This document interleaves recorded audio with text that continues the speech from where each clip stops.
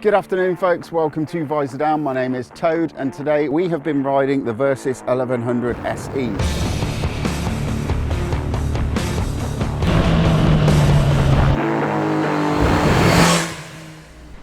Good afternoon folks, today we're coming to you from just outside of Barcelona for the launch of Kawasaki's 2025 Versys 1100. Specifically, we have been riding the Versys 1100 SE, so the top spec in the Versys range. Although there are three bikes that you can get in the UK, you get the base model Versys 1100, you get the Versys 1100S, and you get this bike that is stood in front of me today. So the base model is basically manual suspension, the new 1100cc engine, and you have got an LCD and analog dash.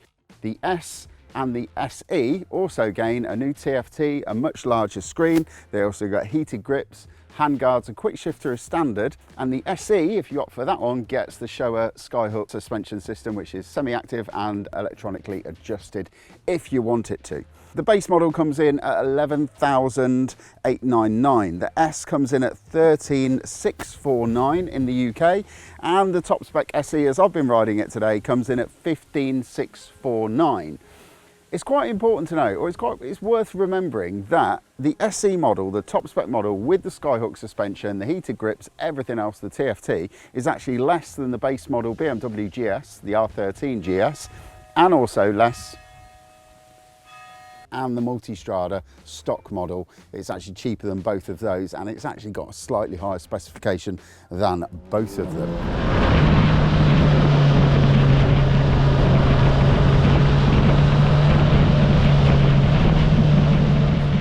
So what is new? Well, I'm going to focus on this particular bike because it's the only one that I've been riding, but the big news really, the headline feature and probably the biggest news, is the new engine, that 1100cc engine. It's been done with a 3mm increase in the stroke of the motor, retaining the same bore. So it takes the engine from 1043cc up to 1099.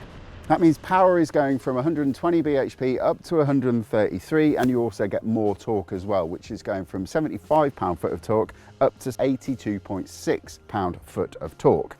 Within the engine, there have been quite a lot of changes as well. So we've got slightly softer cams, we've got a slightly heavier flywheel, and we've also got a retuned ECU, obviously, to deal with the larger capacity engine. In the intake, we've also got new inlet trumpets. So the middle two intake funnels are actually 45mm longer than the outer two, and the throttle body on the bike is now a 38mm one. And all of those changes, the funnels have been done to increase the mid-range torque and to acoustically improve the sound of the engine when you're riding it. The compression ratio has also gone up, so from 11.3 to 1 to 10.8 to 1 for the new 1100 version of the bike. And then you've also got longer 5th and 6th gears, and the overall gearing of the bike is longer than it was before, just to give it a little bit more composure when you are cruising on the motorway. The other thing that I've got to mention is, specific to the S and the SE, you do get a very, very expansive screen, which is fully adjustable, although rather frustratingly,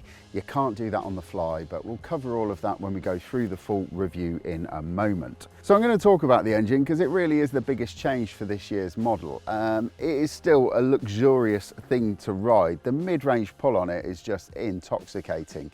And you roll onto the throttle, and the shriek and the howl from the inlet trumpets underneath the bike really do raise the hairs on the back of your neck. It's really nice that manufacturers are turning to ways to make bikes more enticing and more exciting for the rider orally, and when they hear them when they're riding them, without, you know, increasing the noise from the exhaust pipe, because it just means that they can get through the ever more stringent Euro 5+ regulations, and you're not pissing off any NIMBYs, which is a shame but also a good thing, because we don't want to give them any more ammunition than they've already got. With regards to the power of the bike, so that's one of the things that Kawasaki are talking about. It's got more power than it ever had before. I don't think the top end power is really the big news here. I think it's more that mid-range grunt that you've got. It's so much more than it was before. You have to work really hard to put your finger on the top end power, but the mid-range grunt is instantly noticeable. You really feel that the first time that you wind on the throttle. It feels faster, it feels much faster, but more than that, more importantly for touring anyway, it feels like you don't have to work the bike quite so hard. You're not wringing its neck as much and the engine doesn't feel quite as highly strung. So what that does is it just makes it a bit more of a relaxed proposition when you are just cruising on the motorway and not chasing an apex down a country B road or a mountain switchback road like we've been doing today. Also, the 6th gear roll-ons on this bike are noticeably better than the previous bike. I mean, the Versys 1000, it was a big bike. It was 250 odd kgs. It's got a massive front end and it was boasting 120 horsepower, which is sort of within the region of something like a Tracer 9 GT, which is much lighter, much smaller and much more svelte with a much smaller frontal profile. And when you put 120 horsepower in a bike that's this big, you obviously had to work it quite hard to get those overtakes done. So you're kicking down a gear and pinning the throttle. This makes those much easier. You can just roll on the throttle nice and cleanly, the engine picks up crisply and it will just run its way through the mid-range and get you past that lorry. So that really is one of the big draws of this bike, and it always was. That engine is just an absolute hero and it is good in everything it's ever been in, from the Z1000 to the Ninja 1000 SX. It's just a delicious motor to ride. That is all still the same, it's just got a bit more of everything right the way through the rev range from the bottom end to the top end. It's also got a very lovely gearbox, and it always did have, and that hasn't really changed, but the quick shifter has been slightly improved for this year. So you've got smoother changes at lower speeds, and when you are up at the top of the rev range, it will still change gear lovely and crisply and match the downshifts on the way down. You've also got a very good slipper clutch, which will chirp away underneath you as you hammer down into hairpin bends, as it gobbles up all that extra torque from the rear wheel. On the handling front, really nothing has changed. So that is something that Kawasaki haven't really touched for the Versys 1100 SE. It's all still as it was. It is a big bike, 259 kilograms. There is no getting away from the fact that it is quite a big motorcycle, but it wears it very well. And one thing that it does do is it's got this Showa Skyhook suspension, which is a very good system. Let's not forget, it's fitted to a lot of other adventure bikes in this sort of heavyweight segment, and it does a great job of keeping them on the straight and narrow, and it's no different here. So you can either tune the suspension like I have today by sort of jacking up the preload using the load adjuster by saying that there's actually me and another person and luggage on the bike, and it will just bring the bike up a little bit. Or you can go into the TFT dash and you can go through the modes and go through the settings and adjust it, give yourself a bit more of a bespoke setup. I find, to be honest with you, for the type of riding that I do and the speed that I'm riding at, I can just jack up a bit more preload by telling it that I've got another person on the back and a load of luggage, and it'll pop it up and it'll be a bit more on its front end, and it just makes the handling of it so much sweeter. But the really nice thing about any sort of semi-active electronic suspension is it adjusts to the way that you're riding. So when you're chilled out and you're relaxed and you're going through town, it gives you a nice compliant setup, and it's soaking up the bumps and the potholes and the speed bumps. And then when you get out onto a twisty bit and you get the speed rises and you're asking more of the suspension, it will give you more damping control, it will give you more preload, and it will give you more braking and acceleration support, which is just brilliant. The brakes on it, I mean, they're not the top spec stuff from Brembo or Nissin. It's got unbranded or Kawasaki branded stoppers on it, but again, you're not really asking for anything more. You're never on this bike absolutely hammering the brake fully into the apex of the corner and hoping it will stick so you can get out and get around it as quickly as you possibly can. On that front, it's got nice feel. The back brake is very strong. The rear disc has been enlarged for this year, so it's slightly bigger than it was on the 1000cc Versys.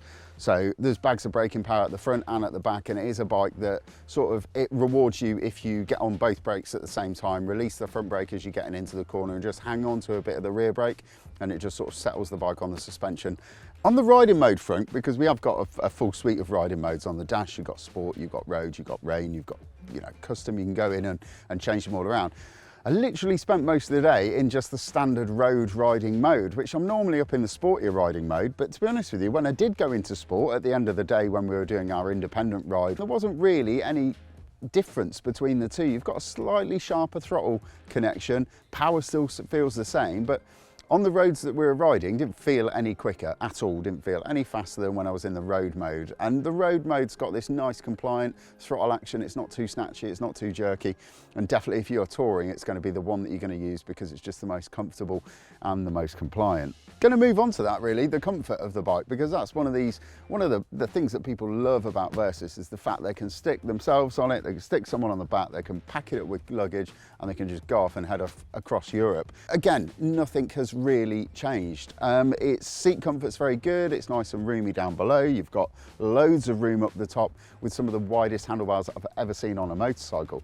This rear seat, the pillion seat, looks like it was designed so that a pillion will look at it and go, oh, I like that one. And if you sell it to the pillion, it makes it easier for the rider to get that sail past their other half. And that's what it feels like. It feels like a bike that isn't just built around the rider, it's built around the two people, because that's generally how people use their Versys. The vibrations that you only really get them right at the very top of the rev range, which isn't a massive problem because you're never really up there. Like I said, the mid-range and the low range are so good. You're never really troubling the upper rev ceiling of the engine, so you're never really getting those vibrations come in. You've got decently damped rubber pegs, so it's only a bit through the frame, the handlebars and the levers if you do stray too far up. Really, it's very, very good. I've got to say, the screen is absolutely phenomenal. I'm so impressed with it. With the screen up, I'm fully enclosed in a nice, lovely, calming bubble of still air, which just means you're not getting headaches, you don't feel tired, you don't feel, you know, grumpy or grouchy at the end of a long day riding because you've just been relaxed as you've been getting from A to B, which is really good. Really, is there anything that I don't like? Yeah, there is, and it's a bit of a bugbear really. My problem with the Kawasaki Versys 1100 is it looks exactly the same as a Kawasaki Versys 1000. I mean, exactly. The only way that you can tell is if you look down here, somewhere down there is an 1100 graphic, which they've just swapped out a 0 for a 1, but you have to really look for it. The colours, the silver two-tone, black and silver paint, the graphic, they all look very much the same. And if I'm going to spend nearly 16 grand on what is proclaimed to be by Kawasaki the best Versys that they can go out and buy ever, I want every biker and his dog to know that I've gone out and bought the biggest, baddest Versys that you can go and buy, because otherwise what's the point? I do wish they'd just done something different. I'm not saying a massive facelift, just a tweak here or there, maybe some new graphics. It just feels like they've put the work into the engine and gone, that'll do, and then sent it out the door. I just wish they'd made it look slightly different just to give it that little extra bit over the outgoing model.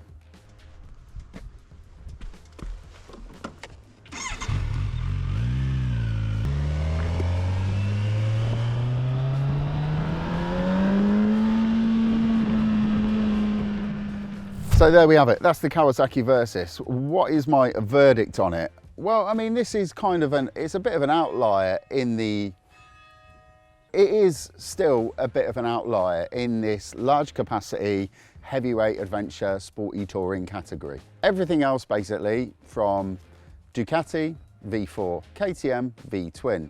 You know, Triumph, Tiger 1200, they've got the triple, and if you're looking at something slightly more lightweight, you've got the Tracer 9 GT or the Africa Twin, for instance, and you've got a parallel twin.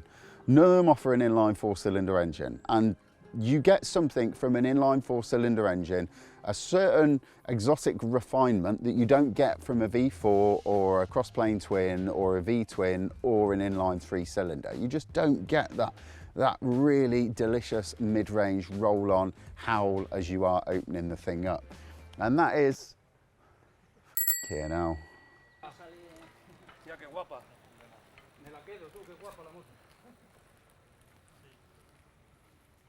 You don't get that with any of the other bikes in the segment, and that is something that makes it's kind of this bike's USP in a way. And people have always loved Versys thousands. I can see why Kawasaki haven't gone to town and changed absolutely everything with it, because really they still sell really well. The changes to this year's model probably more about getting through the next generation of Euro 5 regulations and future-proofing it for future generations. Overall though, the main thing that the Versys does, and this is something that I said at the start of the video, is it offers fantastic value for money. Whether you go for the base model Versys or the Versys SE, which as I said is in this specification less than some of the base models in other class-leading adventure bikes, it starts to look like you're getting a hell of a lot of bike for your £15,500 odd. Anyway, folks, I've been Toad for Visordown.com. I have waffled on for far too long, but if you've liked that video, please don't forget to hit like and subscribe so you can stay up to date with all of Visordown's latest content. And for all the latest news, reviews and motorcycle features, get yourself over to Visordown.com. Thank you very much.